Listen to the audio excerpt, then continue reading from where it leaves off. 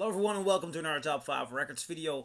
Another one in the series in which I'm taking a closer look at the full discography of the Rolling Stones awaiting their new album, Hackney Diamonds. I'm taking a look at their discography and we have arrived in 1973 and this album, Goat's Head Soup. I have a very good looking, almost near mint copy of a first pressing, but it's a first pressing of a German one, which it's not a bad pressing, but it doesn't sound as full or thick as an American one. That's what I read. Nevertheless, I'm showing you what this one looks like. You get an inner sleeve with a track list on there, and this is the thing that was in my household a bit notorious. It's the Goat's Head Soup. How do you call it? Poster? It's not really a poster. But what my dad did, my dad owned this record as well.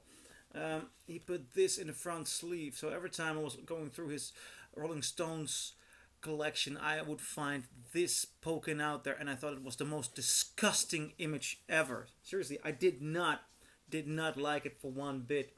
So I really didn't listen to the album until I bought the record myself, and so I have now listened to it again in the discography. And this album is interesting for one reason and one reason only in my experience. That is Angie.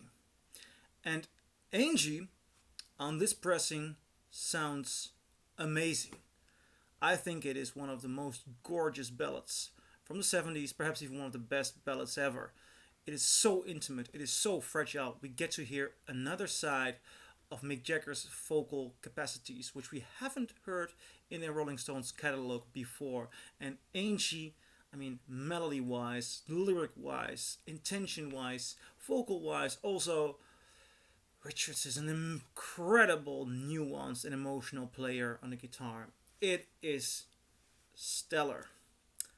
Having said that, listening to this album in full, I have the track list here. I can't say that I'm as impressed with this one as I was with the other albums. As a matter of fact, with all the other albums. To be quite frank, this one does not sound as inspired. And it sounds a bit, how do I say this, stylized. It sounds more like the Rolling Stones are doing the Rolling Stones. And while Sticky Fingers and Exile on Main Street were such beautiful rough albums, this sounds a bit sterile. Just sterile. It starts off with Dancing with Mr. D, which I don't think is a bad song. It is, the Stones always try to get a banger. It's not one of their best bangers. It's not a bad song either. But the bad songs do get in here.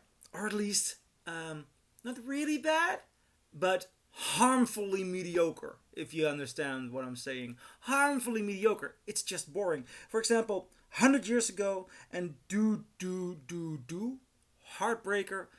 I was listening to it and I thought, now, for the first time in this series, I'm hearing the Stones not being convinced of what they are doing.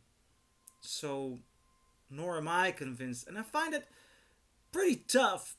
Also, there's something going on with the sound of this record. Now, I've been looking online to find me a good pressing of this album, and usually a German pressing is pretty good, and this one just doesn't really get there. I don't hear the detail I would like. It's a very beautiful silent near mint pressing I own. It's a first pressing, but it's as a whole.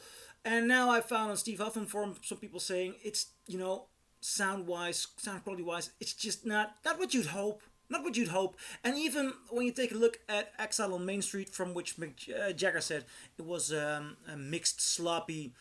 I'm not sure if I agree, but that's a rough sounding record. It's a dirty, gritty sounding record, but it does sound full. It does have a wide stereo image, and it does have detail. It might be a bit messy and chaotic, but hell, that's the idea. That's the philosophy of the record.